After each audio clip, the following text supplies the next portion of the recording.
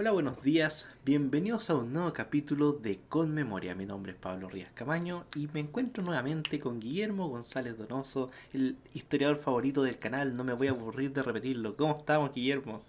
Hola Pablo, muy bien, muy bien. Feliz como siempre de poder conversar esta semana de historia. Así que nada, además tenemos una semana muy entretenida. Yo creo que vamos a tener mucha conversación al respecto. Así es, vamos a tener una semana bastante entretenida con hechos, igual algo conocido, igual podríamos decir, son de Exacto. cultura universal, más o menos ya de como de entrada. Así que, Pero es entretenido revisitar sí, muchas cosas que uno da por hecho y te aparecen cosas nuevas a veces, o con otra luz. así es, Guillermo. Y como siempre, bueno, vamos a partir directamente aquí en Chile y te voy a presentar la primera efeméride del día lunes, ya que un 11 de julio, pero de 1823, siendo Ramón Freire director supremo de Chile, se promulga la Constitución Política del Estado de Chile. Eh, un hecho fundamental, podríamos decir. ¿No? Es parte de la historia política chilena, eh, es parte también de cómo los historiadores en Chile han recopilado la historia de alguna manera política en el país, ¿no? De alguna manera la constitución del 23, que se le ha llamado moralista, y vamos a ver por qué, eh, es parte, ¿no? De lo que para mucha historiografía fue una era de anarquía, ¿no?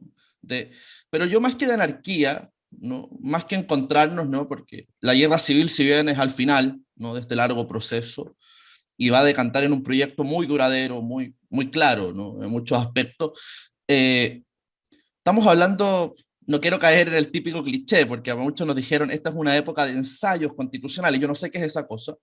Sí, me Eh, dijeron eso.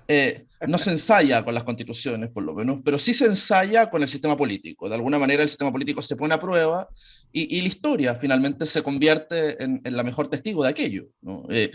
Quizás gran parte de nuestros problemas actuales consiste en que no miramos la historia, ¿no? Mm. A veces obviedades jurídicas, ¿no? Podrían ser mejor leídas, ¿no? Si comprendiéramos la historia de las instituciones que es bastante más importante a veces, ¿no? Que la institución misma, en el sentido que hay una evolución, ¿no? Yo te digo porque ahora estoy en un país donde la constitución es de 1215 y no está escrita, ¿no? Es decir, la Carta Magna es una cosa y por lo tanto pareciera ser que es la historia, ¿no? De esa institución, es cómo evoluciona, es cómo se va adaptando, lo que va cambiando. Eh, el caso de la moralista del 23 es fascinante porque quizás nace del mejor espíritu jurídico del país, es decir, nace don Juan Egaña y compañía. Él era un antiguo criollo a finales del imperio. Es un hombre que participa de la independencia, es el padre nada menos que de Mariano Egaña, otro eminente jurista, y podríamos decir es uno de los hombres más letrados de la República en sus inicios, ¿no? Lo que es mucho decir en unos inicios donde la República tiene muy pocos letrados, ¿no? Es una cosa, o escasean por un tema, ¿no? De lo pequeño que es el país, esta pequeña capitanía, ¿no? Al fin del mundo. Eh, el caso paradigmático con Juan Egaña es que logra por fin aplicar su modelo y el problema de la constitución era posiblemente que era muy idealista, ¿no? Estaba muy bien hecha, pero establecía un nivel de regulación que para la vida política nacional, donde la centralización estaba puesta en duda, donde muchas de las instituciones que el director supremo Higgins había instaurado correspondían posiblemente a un estado de emergencia, diríamos, ¿no? En muchos casos, tuvo que ir modelando mucho su gobierno en circunstancias a veces adversas, difíciles, económicamente cada vez más complejo, incluso al final. Y ese va a ser el caso también de la era Freire, ¿no? Que para muchos es como una época que está truncada, ¿no? Gabriel Salazar en unos últimos libros hablaba, ¿no? De que Freire habría sido uno de los primeros caudillos de izquierda, ¿no? Latinoamericano, cosa que no es probable, pero sí hubiera sido un caudillo. El problema es que sabemos que América Latina entera se sumió en la década de los 20 del siglo XIX en caudillaje. Es irónico que de alguna manera el caudillo más caudillo de todos, que era Freire, un hombre muy valioso en muchos aspectos, pero claramente políticamente era muy voluntarioso, ¿no? Aplicó una constitución bastante modélica, ¿no? Bastante ideal. Y eso a veces tiene que ver cuando uno está ansioso de política y de poder. Claramente no funcionó, ¿no? La constitución del 23 no solamente era extraña a nivel al país, a nivel jurídico, ¿no? Era compleja, era extensa, eso es un problema en nuestra historia, ¿no? Como lección actual de alguna manera. Además tenía un apartado, ¿no? Tenía una especie de epílogo, ¿no? Una especie de compañera constitucional, ¿no? Una cosa rarísima. A mí creo que solo he visto algunos casos, no sé, estoy pensando en las leyes fundamentales de Franco, junto con la Constitución española, a la hora de morir él, cosas muy extrañas, ¿no? Eh, y el caso no era que era una especie de manual de moral cívica, una cosa extraña, ¿no? Muy propio de la época de las revoluciones, la francesa sobre todo, ¿no? Incluso establecía el tipo de vestimenta que tenían que usar los magistrados, ¿no? Eso habla un poco del nivel, incluso don Juan Egaña, hasta lo que llegaba, lo neurótico que era este personaje, ¿no? Eh, y por lo tanto era una cosa totalmente ajena.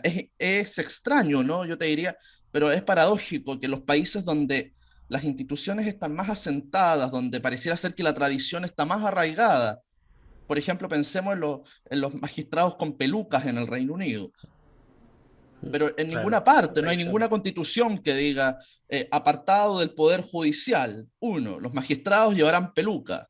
De aquí al siglo XXI. No, eso...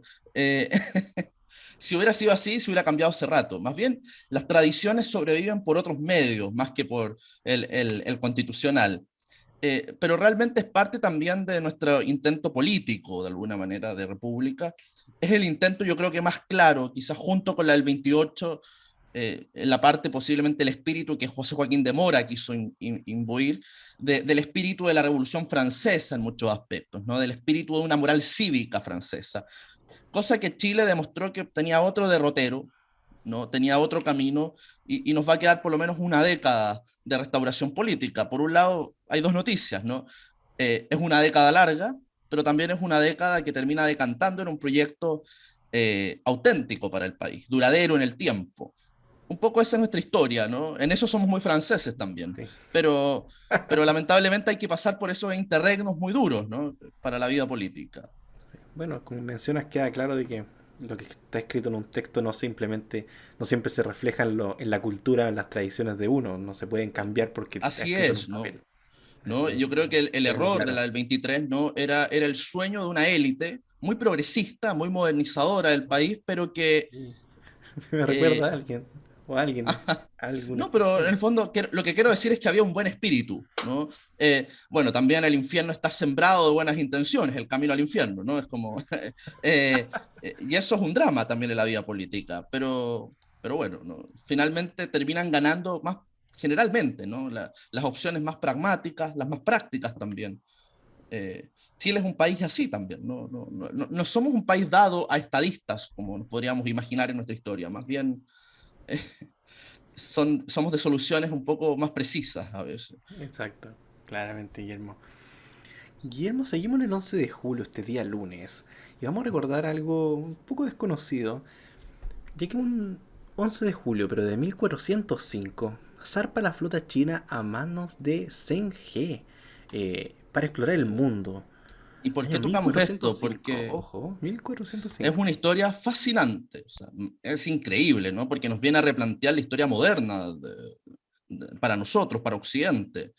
¿En qué momento empezó la gran divergencia? ¿No? Aquí recordamos historiadores como Huntington, ¿no? Que hablaban de la gran divergencia, ¿no? La gran separación, ¿no? Entre Oriente y Occidente, cuando ya empezamos a hablar de un Occidente que avanza, ¿no? Con fuerza en el proceso civilizatorio, ¿no? Desde la técnica, la medicina, la economía, finalmente el sistema mundo lo termina imponiendo Occidente, ¿no? Hasta poco tiempo atrás, ¿no?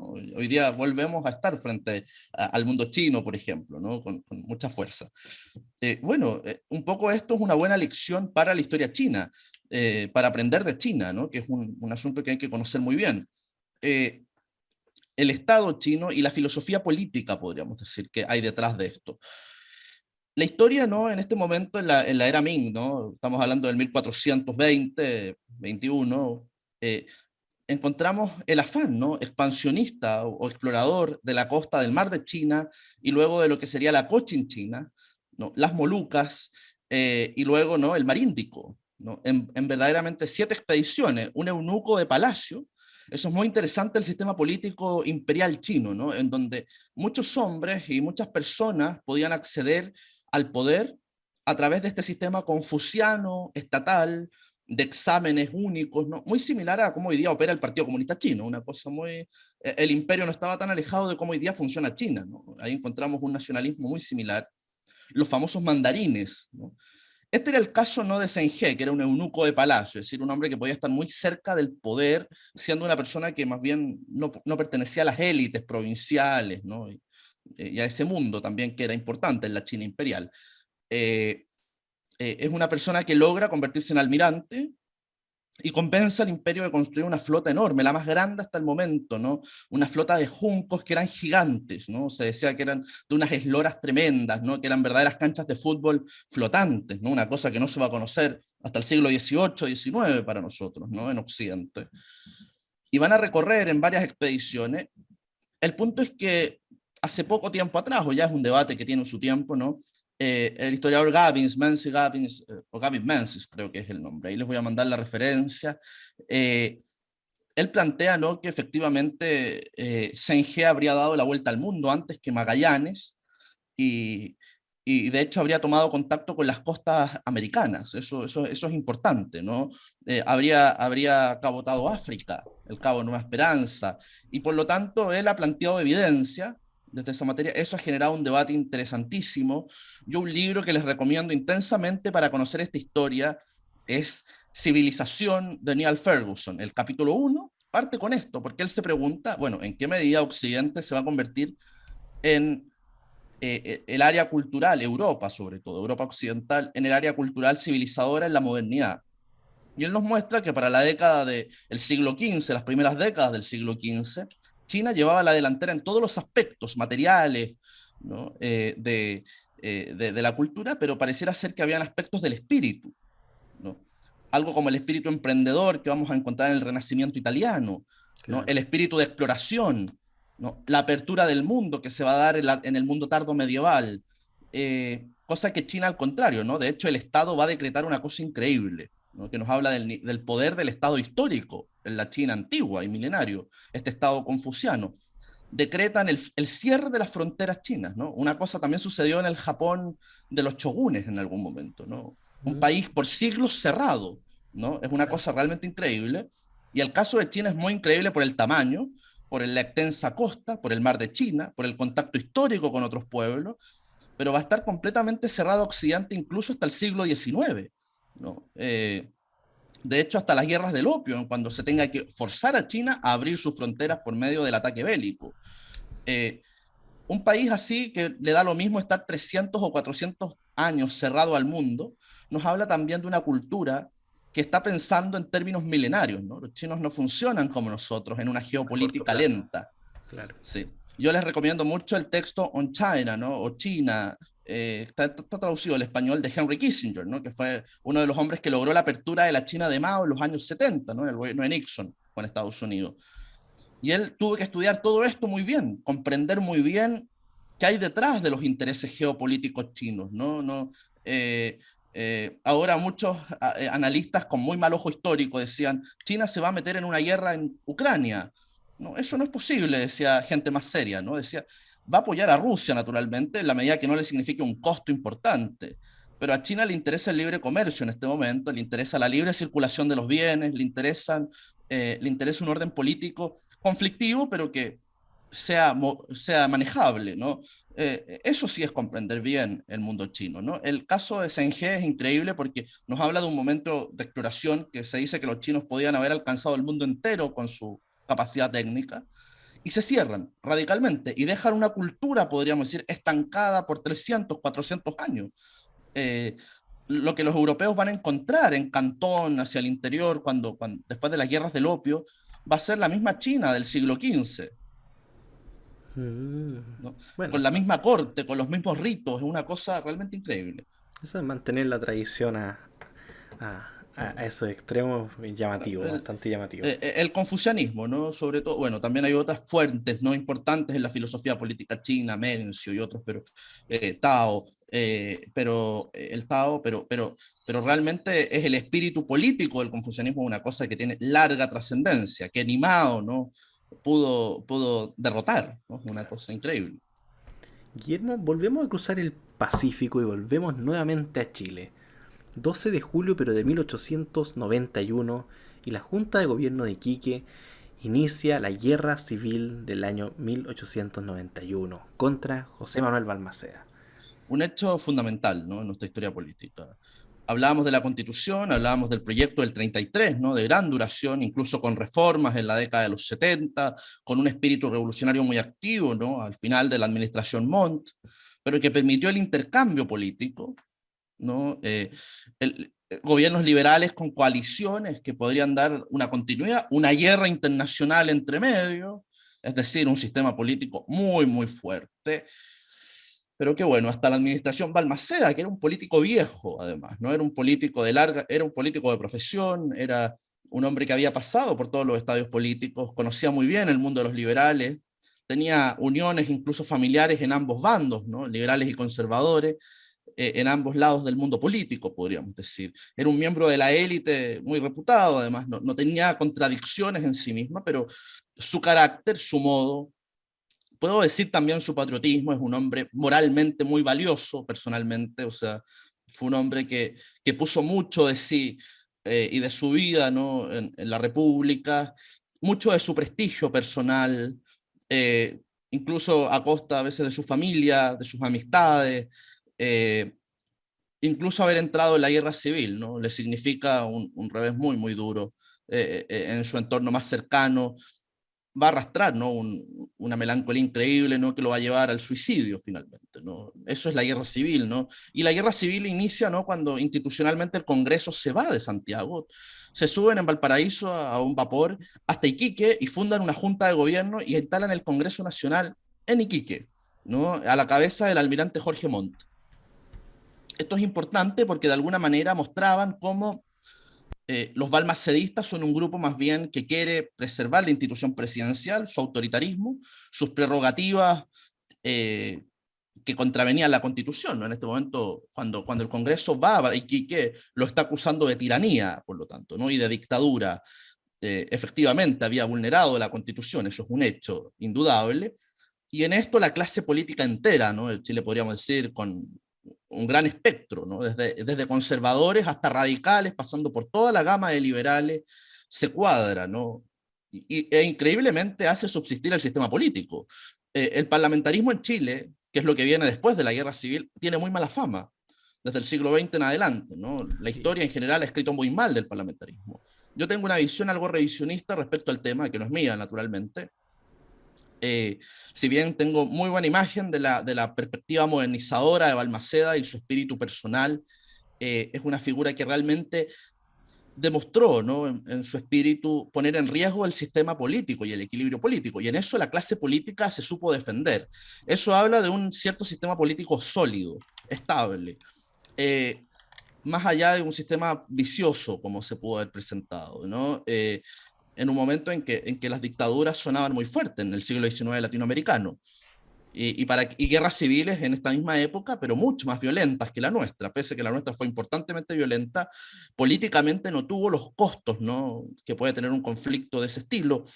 Hay una frase apócrifa, ¿no?, que era de don Carlos Walker Martínez, ¿no?, que tenía miembros de su familia también en el mundo liberal, él era conservador, pero se dice que cuando le preguntan sobre este proceso y sobre Balmaceda y qué piensa, ¿no?, cuando se exilia en la legación argentina, él dice, bueno, pero esto se tiene que solucionar luego, dice, porque esto es un conflicto, es una pataleta entre pijes y pitucos, dice. Entonces, y algo de razón tuvo, ¿no?, en la medida que el balmaceísmo se perdonó luego, se permitió una cierta gobernabilidad, ¿no?, hasta los años 20 del siglo XX, de alguna manera. Es un sistema político bastante estable. Es un país muy rico. El salitre ha dado mucha riqueza y la hacienda en el Valle Central viene a consolidar, ¿no?, el prestigio y el poder de esta élite, ¿no? Guillermo, Perdona, dime. consulta, ¿qué bandos? Tú me decías que el espectro político se haya cuadrado en eso, pero ¿qué bandos serían los que se quedaron con Balmaceda? Ahí es importante, ¿no? Estamos hablando de políticos leales a él, una gran parte de la clase media que estaba entrando al sistema político, las élites de provincia también fueron muy leales a Balmaceda, Él es un hombre que recorrió hasta el sur, y tú que eres del sur sabrás que vamos a encontrar que en la frontera, ¿no? Lo que se conocía, donde acababa Chile en la época de Balmaceda finalmente, que estamos hablando a la altura de Angol, Los Ángeles, Coyipulli, ¿no? Es decir, ese era el mundo de frontera. ¿No? Quien vivía en Angol decía, yo soy de la frontera, yo estoy en el límite. La Y hay última un frontera. puente, y encontramos un puente increíble, ¿no? A la altura de Coyipulli, ¿no? El Mayeco, ¿no? El viaducto, Viaducto, sí. y encontramos, ¿no? Esa gran expansión ferroviaria hacia el norte, así como el vapor, hacia el sur, perdón, y el vapor hacia el norte, conectando mucho las grandes ciudades del norte también. Un hombre que viajó mucho y por lo tanto tomó mucha imagen tomó una imagen muy importante o una asimilación importante con esa población en expansión, ¿no? Hacia el sur. Se dice que cuando llegó a Talca, la estación, ¿no? Muy pocos presidentes hacían estos viajes presidenciales, como lo hizo Balmaceda. Primero se sacó una fotografía con los notables de Balmaceda, que existe, se la pueden buscar, y están todos los hombres con los sombreros de copa alta, ¿no? Y luego él dice, ok, recambio, ¿no? Y dice, por favor que vengan todos los empleados municipales, los profesores, ¿no? El boticario, de alguna manera llama a la gente que compone las clases medias y todos usan el sombrero bombín, que es este redondo, que era un símbolo también de la clase media alta, pero no la alta élite, ¿ya? Claro. Y Balmaceda molestó mucho a la élite talquina porque se sintió desairada, quiso dar la mejor impresión a esta gente, y él sacándose fotos, ¿no? Con los ciúticos, como le llamaban en esa época, ¿no? Y él mismo dijo, se decía que había una frase personal de él que decía, porque a él lo acusaban de darle poder a ciúticos, ¿no? Eso fue una de las acusaciones que circulaba en los diarios en esa época, ¿no? Los historiadores de esta época van a ver esas peleas, ¿no? Muy enconadas. La prensa en esto funcionó muy bien. Y él mismo decía, sí, porque tengo buen ojo para la gente inteligente, ¿no? Siempre tenía... Y se dice que algo de eso tuvo, ¿no? En eso fue muy abierto, pese a que él era muy hijo de su clase. Eh, ¿No? Y en ese sentido, Balmaceda fue muy apoyado por ese grupo, el ejército, ¿no? El ejército veterano de la Guerra del Pacífico va a ver en Balmaceda una figura importante, clave, ¿no? En su prestigio. Eso significa el apoyo casi restricto del ejército en la figura del general Barbosa, que de alguna manera era una figura leal, ¿no? Al balmacedismo y que va a pelear en los campos, ¿no? De Placilla y Cancón, y el Congreso y los congresistas, de alguna manera, que están desde el norte operando, son la clase política, son la mayoría, tienen el apoyo de la Armada, además, ¿no? De alguna manera se va a identificar muy rápidamente esa unión. Claro. Y de alguna manera también uno podría decir el sistema político que va a durar aquí hasta los años 20 del siglo XX, que irrumpe con los militares en política, tiene mucho que ver con la figura de Balmaceda, con figuras más bien nacionalistas, ¿no? Que van cambiando un poco el espíritu. También hay historiadores que sostienen que podríamos hacer un gran arco de la historia nacional, ¿no? Entre los dos suicidios presidenciales, ¿no? Hay pareciera ser que también una historia importante. Lo que también me gustaría decir, que pese, ¿no? Al carácter complejo, ¿no? De Balmaceda, su figura compleja, es una figura también que su suicidio, en general como han sido los suicidios en la República, son muy valiosos en el sentido de que, no quiero decir que son buenos, sino que quiero decir que no hay un espíritu de locura. Te estoy diciendo en un contexto donde en América Latina, cuando inició la vida republicana en América Latina, el doctor Rodríguez de Francia quema el Palacio Presidencial en Paraguay, donde Melgarejo es acuchillado en el Palacio Quemado en Bolivia, en La Paz, así, en los peores escándalos, podríamos imaginarnos, ¿no? El caso, ¿no? Por ejemplo, la figura de Balmaceda y todo, hay un espíritu muy republicano, decir, yo soy un tope a la institucionalidad, yo soy un tope a la república, ¿no? Por lo tanto me retiro, la dejo ser, ahí hay una figura, ¿no? Y hay un discurso muy bello, ¿no? Una carta de despedida, ¿no? Muy emotiva, también con este sentido público muy presente, ¿no? Son figuras realmente increíbles, ¿no? De la clase política, realmente a otro nivel, ¿no? Guillermo, antes de pasar a la siguiente respuesta muy cortita. ¿Balmaceda se suicidó en la embajada de Argentina? Sí, en ese tiempo era la legación argentina que nosotros teníamos, ¿no? Y llega, ¿no? Y va a pasar unas semanas, ¿no? Y ya cuando le informan de la derrota, eh, y No. claramente él sabía que el trato que él iba a recibir no iba a ser malo, incluso tenía la posibilidad de exiliarse en Buenos Aires, incluso partir a Europa, pero claramente él ya había tomado un camino, ¿no? Eso Claro, también es bastante increíble en su historia. así es. Guillermo, pasando el 12 de julio, pero vamos a recordar que en 1536 fallecía el príncipe de los humanistas Erasmo de Rotterdam.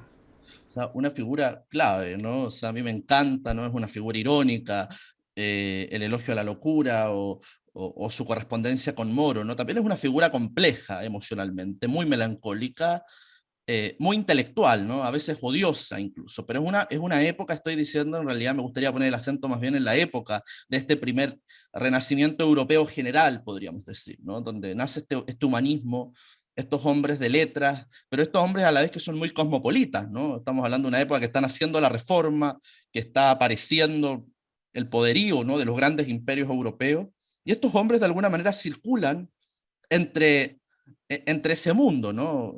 Él va a dialogar con el luteranismo, pero también con el catolicismo, con la necesidad de reforma de la Iglesia católica. Siempre tuvo una posición bastante ambigua en ese plano. Se va a escribir con Lutero, por ejemplo, y lo va a criticar profundamente ya cuando empieza a ver el proceso violento de la reforma. El caso también de su amigo Tomás Moro, yo pienso, es una figura también que transitó con mucha libertad hasta que todos estos hombres terminan siendo víctimas del poder, ¿no?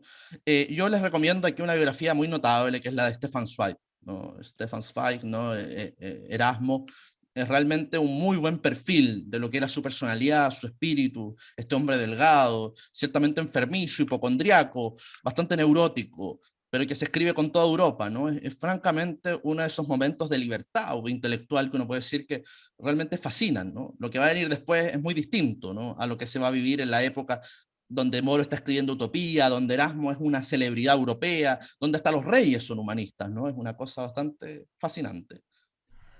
Guillermo, pasando el 13 de julio, pero del año 100 antes de Cristo. Aquí nace un personaje que creo debe conocer bastante bien, así que puede Sí. estar, puede hacer un programa, debería hacer un podcast hablando sobre Roma, sería interesante. Exacto, ¿no? Y de hecho tenemos uno, mira, ya que tocas el tema, están invitadísimos a conectarse a Symposium-TV, Symposium-TV, está en la red, en Instagram, está asociado también a la red cultural de la que yo formo parte. Somos tres amigos, tres historiadores, hay arqueólogos también entre ellos. Ellos son más clever, ¿no? Más capos que yo en ese sentido, ¿no? Ellos son hombres de excavación, son hombres que han estado ahí, pero que usamos la excusa en realidad, de hablar de historia antigua para conversar de todo, ¿no? Eso es lo fascinante porque eso es lo que nos permiten los clásicos.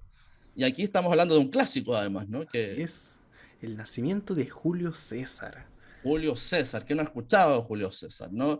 Y realmente me perdonará la gente, ¿no? A lo largo del capítulo, pero es que si tengo que hablar de Balmaceda, tengo que pasar a Julio César y tengo que hablar de las expediciones chinas. Un largo, ¿no? Recorrido, pero y todos dan, como decíamos, para un capítulo, ¿no? César es una figura fascinante, ¿no? Para muchos es como el alma del mundo, una especie de Napoleón de su época, ¿no? Cambió la historia con su mano, pero es un hombre que realmente fascina por su vida, su biografía es bien increíble, ¿no? Un hombre de una familia muy antigua, ¿no? La dinastía Julia era importantísima de los clanes de Roma, es sobrino de Mario, ¿no? Uno de los grandes magistrados y tribunos, ¿no? De Roma, ¿no? De estos hombres, ¿no? Consulares, ¿no? Que hablan y que son los grandes líderes que vienen a cambiar la república de alguna manera, que establecen esta imagen ya no de patricios en el Senado, sino de líderes con nombre y apellido de alguna manera que dirigen el destino del imperio.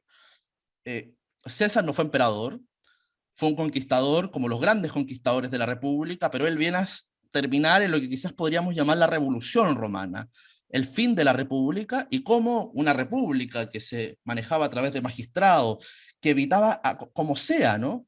La autocracia, el gobierno de uno, eh, de alguna manera termina avanzando en esto, sobre todo, ¿no? En un momento de triunvirato con César, luego como dictador, ¿no? Y finalmente asesinado por la República. Después será su sobrino, ¿no? Octaviano, ¿no? Quien termine de alguna manera inaugurando en una larga historia post César, ¿no? Una larga historia después, ¿no? Para instaurar lo que vamos a conocer con el imperio, ¿no? En la figura de Augusto, en el clan de César. César va a ser, como digo, esta figura también contradictoria, un militar, un hombre de éxito tardío, ¿no? Un hombre que no tuvo éxito en su vida hasta muy tarde, ¿no? Y ya siendo viejo es que decide cruzar el Rubicón, ¿no? La vuelta en medio de las conquistas de la Galia, prácticamente 10 años peleando, para posicionarse como el Salvador de Roma. Una figura que va a ser alabada como el Salvador de Roma, pero asesinado por los mismos patricios, ¿no? En el foro romano.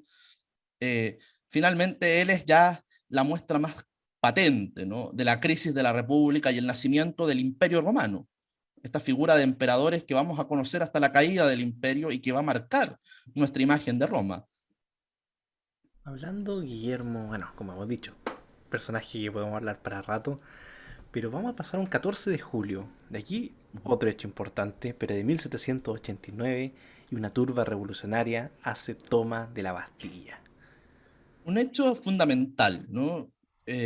La crónica de la Revolución Francesa, y desde ya les paso el dato, estoy escribiendo un libro sobre personajes de la Revolución, Ah, ¿no? interesante. A mí octubre me obligó a pensar mucho, Mm. octubre del 2019, quiero decir. Y noviembre, y todo lo que ha venido, ¿no? Todos los grandes hitos, ¿no? De ese mundo. Y dije, realmente la cronología política es muy valiosa acá, al igual que en la revolución, ¿no? La crónica es fascinante, yo creo que no hay mejor cronista de la revolución que Simon Schama, ¿no? Este libro Ciudadanos, ustedes lo pueden encontrar en español, ¿no? Es la crónica completa, día a día, si quieren, ¿no? De la revolución. Y para nosotros la Bastilla es central, ¿no? Aparte luego en la Quinta República fue adoptada como francesa como el símbolo de la historia nacional, pero en la historia francesa es más compleja. Lo que sabemos, y sí podríamos asumir, ¿no? Los grandes mitos de la revolución es que efectivamente había una crisis, ¿no? No solo política, sino económicamente muy profunda. Y el rey llama, a través de las instituciones de las que él cuenta, a los estados generales. Llama, por lo tanto, podríamos decir, a una especie de congreso representativo de antiguo régimen, ¿no? Más bien con lo que serían las cortes en España, muy similar, ¿no? En ese sentido al Parlamento de París, hace que sería el poder judicial, ¿no? En el mundo moderno, y se llama, ¿no? Por lo tanto, a revisar este problema de crisis económica, sobre todo, y de financiamiento fiscal, que era muy grave en la Francia previa a la Revolución, ¿no? Semanas antes. Lo que sucede, ¿no? Y en lo que va a ser un espíritu de mucha violencia en la convención, ¿no? Perdón, en los estados generales, sobre todo de un paulatino, falta de respeto a la figura real, un paulatino espíritu contra aristocrático, ¿no? Sobre todo a los órdenes principales, ¿no? Del régimen, ¿no? Y sobre todo una fuerte ideologización de quienes están llevando la vanguardia del movimiento, es que este Estado general se declara soberano del rey. Ya no es el rey quien lo llama, sino que ahora es una convención constituyente, No. ¿no? Las palabras son importantes, porque en la historia convención viene a significar eso, ¿no? Por eso jamás en el mundo anglosajón nos van a aparecer las convenciones o las asambleas como palabra, no es un lenguaje que se ocupa en ese mundo jurídico. En el mundo francés sí, porque viene a representar la soberanía nacional por sobre la soberanía del rey. Luego eso va a estimular también un proceso de entusiasmo público que la clase política va a promover, violencia en la calle. Eso no suena conocido. Luego después la misma clase política va a tener que controlar esa violencia en la calle, porque es parte de esta historia, ¿no? Es como funciona de alguna manera, ¿no? Y se va a alentar, se va a acusar al régimen de represor, y por lo tanto, en ese momento represor, había que ir a atacar a los represores del antiguo régimen.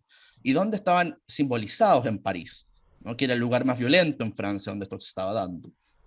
En la Bastilla, ¿no? Al este de la ciudad, en este antiguo castillo polvorín donde se guardaba, ¿no? El habituallamiento del ejército y funcionaba de cárcel política, ¿no? El Parlamento de París también operaba en el antiguo régimen como cárcel política, efectivamente, no había Estado de Derecho como lo conocemos hoy día, ¿no? La soberanía real llegaba a ese aspecto, pero habían figuras, como dice el mismo Simon Schama, que nadie lo podría acusar de ser ni fascista ni nada por el estilo, ni contrarrevolucionario, es una figura liberal, muy abierta, eh, sin intereses, supongo, institucionales, ni ideológicos, ni religiosos de ningún tipo. Dice, bueno, ahí habían presos que hoy día mismo, ¿no? Estarían quizás más condenados que en esa época, partiendo por el Marqués de Sade, ¿no? Que era, Ah, claro. que no era una figura, que no era una figura particularmente progresista, sino era una figura aberrante hasta los estándares de hoy día, ¿no? O sea, no estoy Sí. siendo particularmente moralista, de hecho, ¿no? Es cosa de saber un poco, ¿no? De De lo que leerlo ahí un poco, pasaba. sí, es como. Y obviamente el pueblo va a interpretar ese acto subversivo como un acto libertario para ellos, ¿no? Muy violento, sobre todo porque la Bastilla estaba protegido por el ejército, ¿no? Y el ejército real en ese momento, que se va a dividir en un momento en un verdadero golpe de Estado militar, ¿no? En la medida que se forme la Guardia Nacional, el ejército está compuesto por oficiales de la aristocracia. Y uno de esos oficiales es un joven aristócrata de una familia muy antigua de Francia que está a cargo de la Bastilla, ¿no? Que tiene el apellido Berthier de Savigny.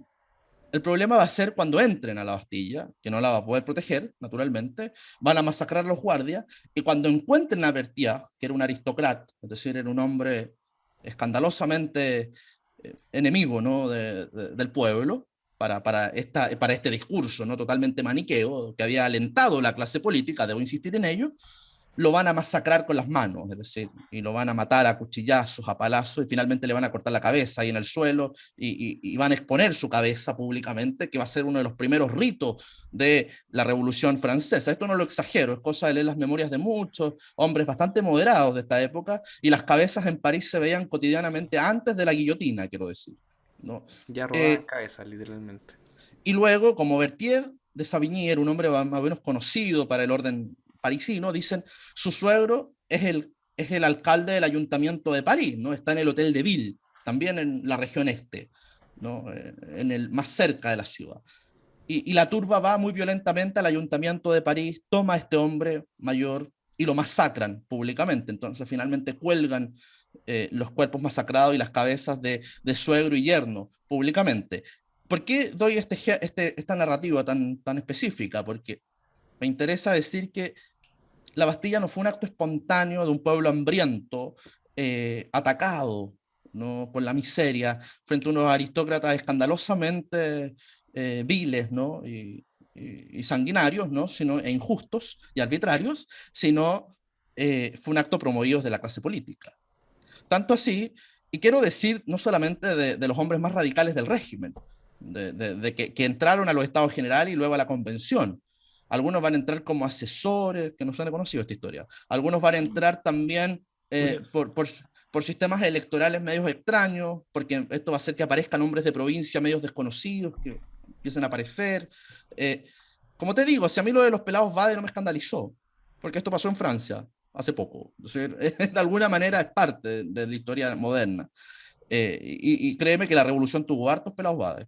Eh, Aunque te parezca gracioso, ¿no? Y al Porque es Pikachu bastante, también, yo creo. porque es algo realmente bananero, pero en realidad pasó, ¿no? Esto es casi como de guión, porque esto pasa cuando el modelo político entra, ¿no? En este tipo de debate. Eh, Quiero decir también que gran parte de la clase política más importante, ¿no? La empresarial, la derecha de ese momento, la familia del rey, su propio primo hermano, el duque de Orleans, ¿no? Philippe Egalité, ¿no? Felipe Igualdad. De hecho, él va a ser uno de los jacobinos más reputados, ¿no? Él va a votar a favor de la decapitación del rey en su momento, ¿no? Es una locura, es su primo hermano. Wow. Eh, el duque de la Rochefoucauld, uno de los duques más altos de Francia, antiguo, ¿no? Es el nieto, si no me equivoco, del gran duque de la Rochefoucauld, el escritor del siglo XVII, el de la Fronda, enemigo de Luis XIV, qué sé yo. Él va también a fomentar la Convención Nacional para que se cierren los estados generales y la Convención se declare soberana. A él lo van a matar en una turba en Normandía, porque lo van a identificar como un aristócrata por sus rasgos, por su vestimenta, por todo, y la turba lo va a atacar simplemente por eso. Pese a que él estaba políticamente con las turbas, ¿no? Eso pasa, ¿no? Saturno se devora a sus hijos, ¿no? Como la pintura de Goya, ¿no? La revolución también se devora a sus hijos. Claro. Por eso es importante este episodio, porque de alguna manera es la primera gran muestra de violencia revolucionaria. Y cuando digo violencia revolucionaria estoy hablando de violencia política, violencia orquestada del orden político, ¿no? Y que termina siendo, como digo, una especie de problema político generalizado, ¿no? Se naturaliza también, ¿no? Ya que hablamos de esos conceptos, recordemos, y eso me interesa poner el acento, uno de los fenómenos que a mí me llamaba la atención era que la Bastilla fue una cosa que pasó incluso a ser un hito, ¿no? En los primeros años de la revolución, luego se olvidó radicalmente cuando la derecha tuvo el poder nuevamente, ¿no? La derecha, me refiero del espectro político, monárquico y todo. Claro, del momento. Eh, Podríamos decir también que para nosotros octubre tiene esa historia, ¿no? Se olvidó de alguna manera, porque muchos quieren que se olvide, y cuando se recuerda, algunos quieren que se recuerde de una sola forma, no podemos hacer matices, ¿no? Es increíble cómo aprendimos a convivir con algo tan anómalo, ¿no? Como octubre, finalmente. Uno pensaría que las sociedades más bien rechazan ese tipo de cosas o las tratan de explicar rápidamente. No fue el caso, porque así funcionan las revoluciones. Y no es algo nuevo. ¿No? En Chile siempre creemos que lo que nos pasa es particular y especial. No, no, no. Eh, como ves, no hay nada nuevo bajo el sol. Así es, Guillermo. Guillermo, volvemos a Chile. Esta vez recordamos un 15 de julio, pero de 1558, que el Toqui Caupolicán es empalado por orden de Hurtado de Mendoza. Mira, a mí me gustaría decir, ¿no? Ahora que me encuentro haciendo un curso que se llama Historia del Reino de Chile, los siglos XVI y XVII. O sea, que estamos estudiando estos personajes porque la gente dirá, ¿quién era el gobernador Hurtado de Mendoza? ¿No? ¿Quién era el marqués de Cañete, su padre? ¿No? El virrey del Perú, ¿quién eran estas figuras? ¿No? Aguirre, Villagra, Quiroga, toda la hueste de Valdivia. Eh, es muy importante, ¿no? Porque realmente quienes son mayores, quienes nos escuchan, van a decir, bueno, Caupolicán fue parte de mi formación. ¿No? Y vemos esas increíbles esculturas de Virgilio Arias, ¿no? De Caupolicán en Concepción, por ejemplo, ¿no? De alguna manera, Caupolicán es un símbolo también muy republicano, si es que vamos a larga data, ¿no? Igual que Lautaro, ¿no? Son figuras que son parte un poco de nuestro imaginario republicano, ¿no? Aunque no le gusta a algunos. Eh, eh, eh, pero lamentablemente las generaciones más nuevas, ¿no? Muy poco de esto saben, ¿no? Porque hay poca historia en los colegios y porque la historia se cuenta rara y porque en realidad todo se generaliza y no vamos a estos detalles. Lo entretenido y lo fascinante de la historia de Caupolicán es que es parte de la historia de la primera literatura nacional, ¿no? Está en Ercilla, el poeta por excelencia, ¿no? El poeta renacentista. Es increíble pensar cómo nosotros tuvimos a alguien como Ercilla en Chile y que quiso narrar lo que en Chile pasaba. Ercilla era paje del rey Felipe II, ¿no?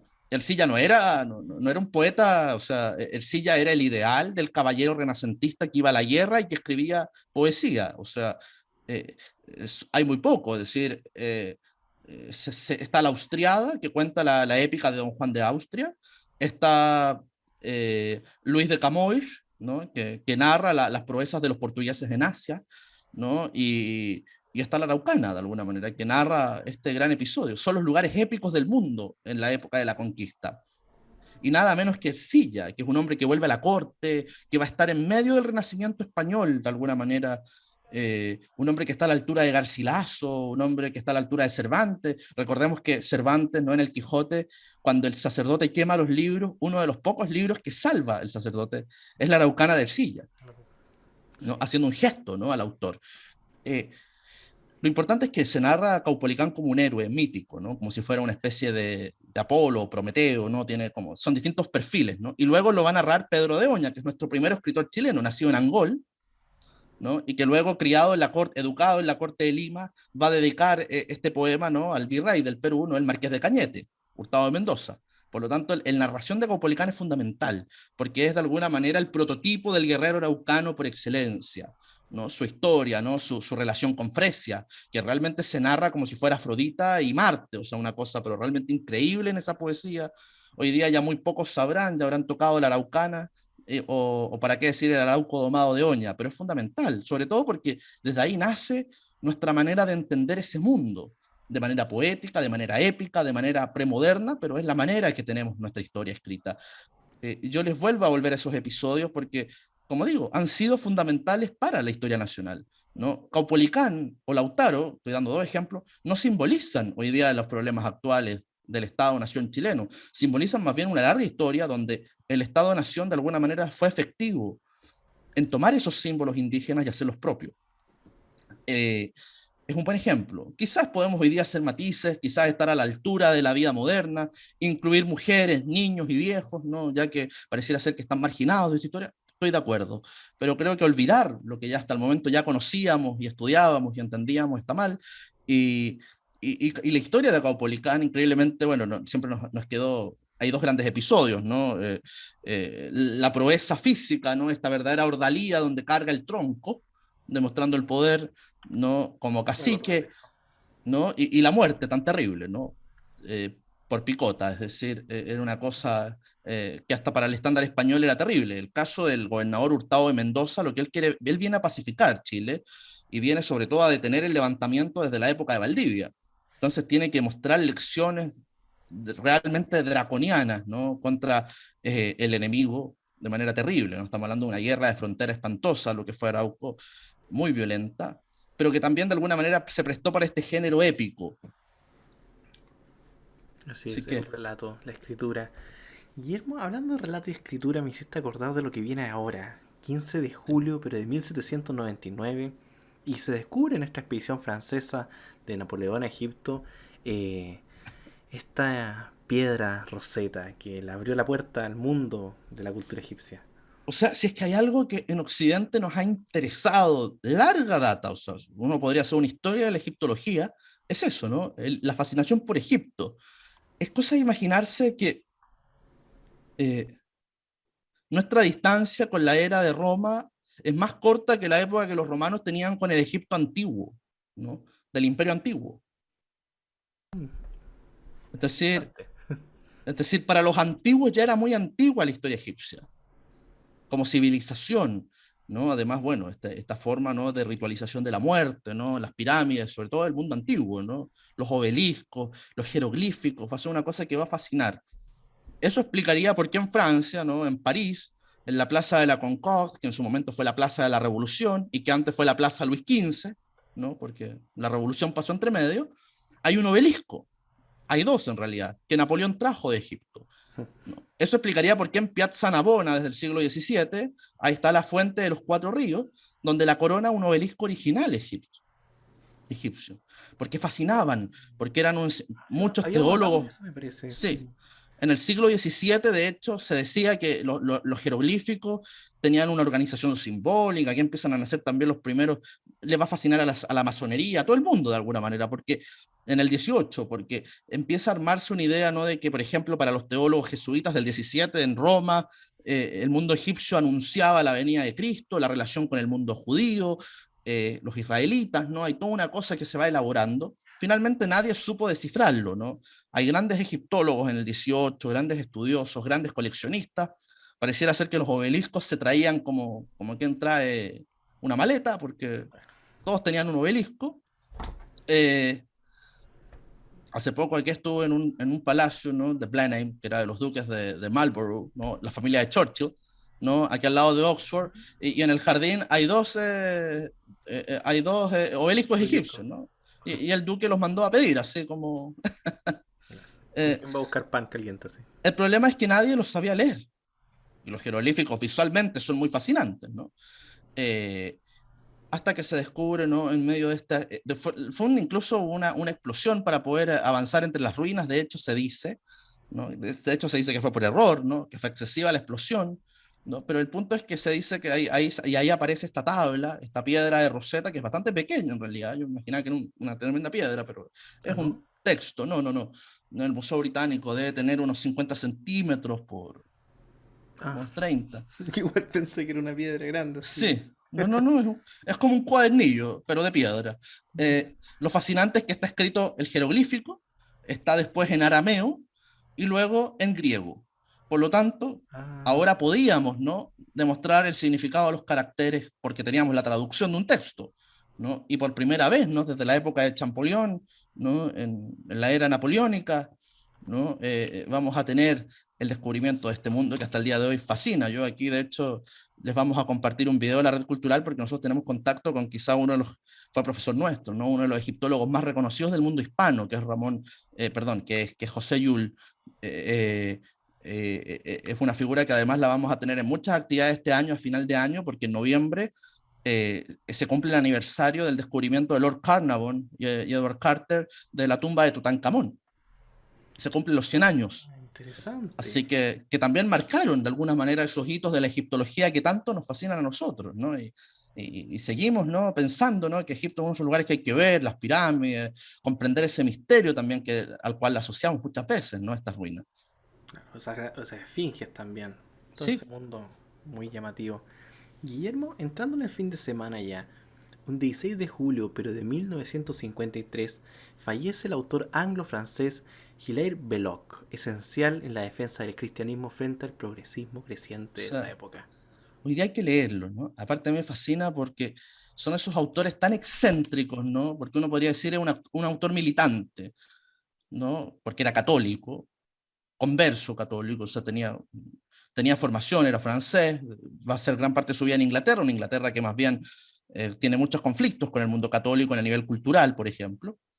Eh, Él va a ser parte de lo que se va a llamar el Renacimiento de Oxford, ¿no? Junto con el movimiento de Oxford, ¿no? Que va a inaugurar una larga data, ¿no? De discípulos del cardenal Newman, ¿no? Que es una de las grandes figuras de renovación católica en el siglo XIX, ¿no? Un poco criticar también la falsedad de las formas de la sociedad victoriana y más bien volver a la autenticidad, ¿no? Del mensaje cristiano. Aquí aparecen figuras como Chesterton, un gran escritor, ¿no? También fascinante, ¿no? Es increíble que los católicos tengamos una figura como Chesterton.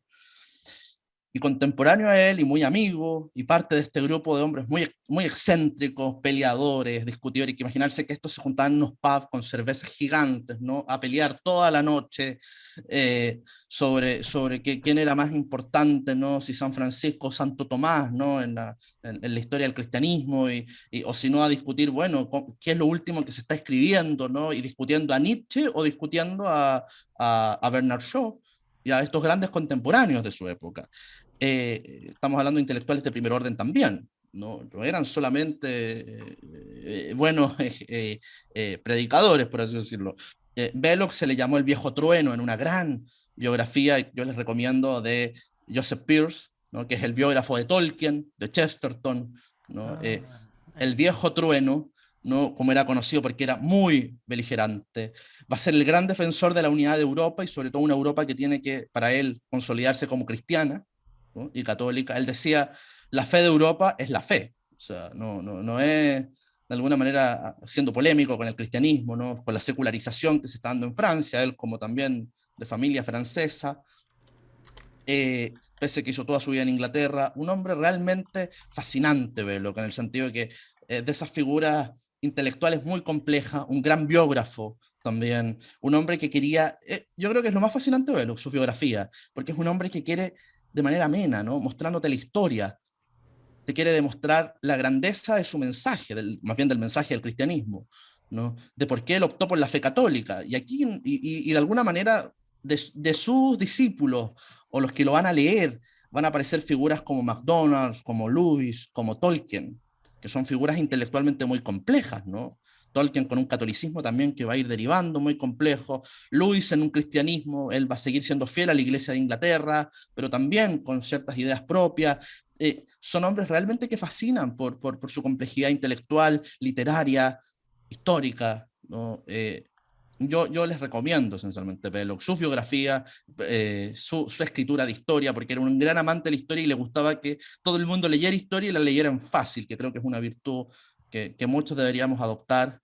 Un gran escritor, además, eso ya es más talento que virtud. Eh, y un hombre que habló mucho de política, un hombre que también fue candidato político, un hombre que le interesaba mucho combatir el comunismo en su momento y luego también lo que él llamaba los grandes vicios del capitalismo, ¿no? Él es uno de los primeros lectores, podríamos decir, junto con su generación, Chesterton, compañía, de Rerum Novarum, de la doctrina social de la Iglesia, son hombres también, y en la Inglaterra industrial, no estamos hablando de un país católico propiamente tal, ¿no? Entonces, también ellos están siendo muy vanguardistas en muchas materias. Sí, de hecho estaba revisando aquí, claro, la fecha de muerte, viendo la edad que tenía, bueno, tenía bien avanzada edad. Hubiera sido interesante que hubiese vivido más y tener su opinión sobre el Concilio Vaticano II. No, bueno, Pero bueno, todas estas figuras posiblemente hubiera polemizado mucho con eso, ¿no? sí. Eran hombres que desde el día uno eran muy peleadores, ¿no? E incluso hasta agresivos, pero es una cosa también, te digo, muy inglesa, muy de pub. Así hay que, entonces, al final todo se puede hablar. Lo que pasa es que tienes que aceptar que este hombre te grite mucho y que quizás te lance algo, pero yo lo encuentro increíble, ¿no? A mí me fascina esa generación, ese mundo. Eran grandes escritores, eso quiero decir también, ¿no? Eran hombres de mucho talento, ¿no? Y por eso muchas veces derivaban en ideas muy complejas. En- Así es.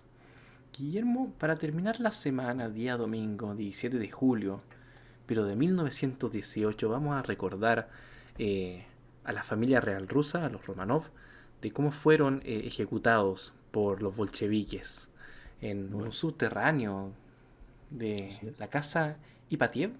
Sí, ¿La en pronuncia bien? Ekaterimburgo, en la Siberia, ¿no? En la entrada de Eso. Siberia. Yo siempre he tomado este hecho muy parecido con el tema de la toma de la Bastilla, no sé por qué. Siempre lo he Es, asociado así como a una es similitud. idéntico. Los rusos no tenían otra revolución a la cual mirar que la francesa, ¿no? Los rusos van a tener estas figuras de la inteligencia, podríamos decir, hombres muy intelectuales, hombres de gran formación, podríamos decir, o de compleja formación, que van a derivar siendo, en ser criminales, ¿no? De alguna manera. Eso también es propio, ¿no? De este mundo revolucionario. Eh, a mí siempre me gusta dar o me gusta explicar, ¿no? Que quizás en la caricatura de Stalin, que en Occidente es armado, en el afán por construir un monstruo en Stalin, se nos pasa algo que lo hace más monstruoso y más terrible, ¿no? Que era posiblemente de los hombres que sobreviven, ¿no? a la guerra civil rusa, de los hombres más complejos intelectualmente. Es decir, Stalin no era un bruto, no era un oso, o sea, tenía ese aspecto muy rústico, pero estaba muy lejos de serlo. Por lo tanto, también ahí hay algo, ¿no? Como te digo, el mal está oculto en las En la mejores apariencia. cosas. Claro. Y el caso del tema ruso nos choca por lo mismo, ¿no? No creo que en Occidente sea una especie de chauvinismo con el mundo monárquico, ¿no? Parece que igual sucede, ¿no? Fascina la historia, ¿no? De Anastasia y los zares. Hoy día la Rusia moderna son elevados, ¿no? Ellos, ¿no? El patriarca de Moscú también ha elevado, ¿no? A la santidad estas figuras, ¿no? Son parte importante del nacionalismo ruso, pero en sí misma la historia, ¿no? Sobre todo si conocemos la difícil o lo complicada de la personalidad de Nicolás, ¿no? Los sufrimientos de Alejandra de Hesse, ¿no? De Alex, la zarina, la relación que ellos tenían como familia, que era bastante inusual, ¿no? Para el mundo monárquico. Ellos eran bastante unidos, ¿no? Con este hijo enfermo, y por lo tanto ellos dedicaban tiempo a la familia, eh, cosa que no sucedía en estos espacios de poder tradicionalmente. Terminan, bueno, siendo apartados primero, después del Palacio de Invierno, en medio de la guerra civil. El gobierno provisional los va a instalar en el Peterhof, a las afueras de Moscú, y finalmente los revolucionarios van a establecer enviarlos a Siberia, ¿no? Y en una larga espera, o sea, una agónica espera, porque va a ser muy dura ese momento. Yo les recomiendo mucho esta serie, ¿no? Que creo que es El fin de los zares, no recuerdo cómo se llama, que es de Netflix, Ah, me ¿no? suena. Me parece que ya por ahí el nombre. Sí, que la vamos a compartir porque además la dirige un historiador muy prestigioso británico que es Simon Sebag Montefiore, que, que también es un escritor de la familia Romanov, ¿no? Tiene un Los, libro que se llama los últimos zares. Los últimos zares, ¿no? Una serie muy buena, sobre todo para en los últimos capítulos, porque nos muestra este exilio muy terrible, muy cambiante, muy arbitrario, y finalmente va a ser increíble lo que va a ser una misiva en medio de esta burocracia revolucionaria de eliminarlos, ¿no? Se va a decidir, bueno, dispararles a quemarropa en el sótano, y como se ha demostrado con distintas pruebas genéticas desde los años 90, eh, que los restos encontrados en los bosques aledaños de Caterimburgo serían parte de la familia real rusa. Todavía no se han encontrado todos los restos, ¿no? Lo cual Oh. hace complejo eso. Han pasado muchos años y realmente fue terrible, ¿no? Porque no había necesidad realmente, ¿no? En ese momento el zar no era una figura geopolíticamente importante, sobre todo post Primera Guerra Mundial, incluso durante la Guerra Civil, el zar tampoco había representado un liderazgo importante en la oposición. Fue un acto de profunda crueldad revolucionaria. Creo que esas palabras deberían ir juntas, ¿no? Aquí yo me estoy jugando en el sentido como historiador, porque creo que eh, hay una importante deshumanización en las revoluciones. Sí. Puedo con lo que hemos visto hoy día, yo creo que podemos concordar en eso, Guillermo, bastante. Exacto. Así que, Eh, bueno, es un hecho quizá un poco triste para recordar, para terminar el programa. Agradecer, pero obviamente, a nos nuestro. sirve para mantenernos alerta y nos sirve también una cosa, ¿no? Que creo que es importante, ¿no? La historia para este tipo de cosas, la vida moderna, nos sirve para algo que a mí me fascina, ¿no? Que era una frase de Karl Popper, un gran liberal. Él decía, él hablaba de la responsabilidad de vivir, Es decir, en la vida moderna nosotros tenemos que ser responsables de la vida de alguna manera. No simplemente tenemos que existir como hombres libres, tenemos inevitablemente cargos, ¿no? De alguna manera, tenemos costas que pagar. Y eso también es importante tomar conciencia, que las sociedades libres se construyen a partir de esfuerzo, no es que ya llegamos a una sociedad libre y nos quedamos acá, no. Claro. Es un constante trabajo. Así es, Guillermo. La Sí, responsabilidad. Agradecerle a la gente, a ti, Guillermo, por estar aquí una vez más. no, A la gente, bueno, siempre. perdonarle un poco si nos extendimos con el programa. Sí, nos Así extendimos, que, pero como les digo, esta semana estaba entretenida, eso puede aminorar lo largo del capítulo, pero como les digo, se hace difícil, ¿no? Y yo hablo mucho, ¿no? Los historiadores tenemos ese problema. no, para nada, se agradece ese problema. Así que nada, y les dejamos, bueno, ver la descripción, agradecerle al canal, ¿no? El Nacional Libertario, que nos da el espacio, este era OMI, Red Cultural. Los invito al simposio, ahí vamos a dejar todos los links. Lo importante es que Sí, tengan contenido para toda la semana, o sea, para que lleguen el próximo lunes, ya con cada día, ¿no? Con algo nuevo. sí, no se puede decir que tuviera una semana fome, no.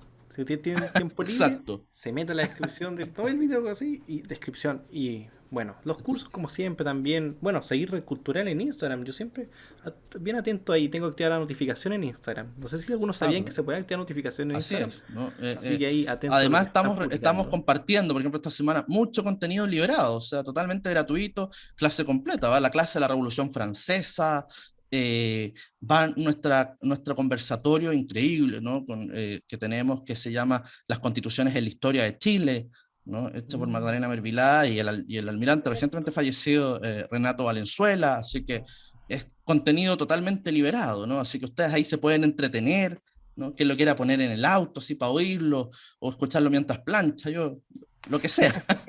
Yo hasta cocino a veces con el video Excelente. enfrente. Ok, Guillermo, muchísimas gracias por estar aquí. A la gente recuerden compartir, darle like, como siempre, comentar. Así que bueno, vamos cerrando este capítulo, Guillermo. Muchísimas gracias nuevamente. Muchas gracias a ti, Repetir el Pablo. canal igual por el espacio. Así Así que a la es. gente, muchísimas gracias por estar una vez más aquí en Conmemoria y que tengan una excelente semana. Hasta pronto. Hasta luego.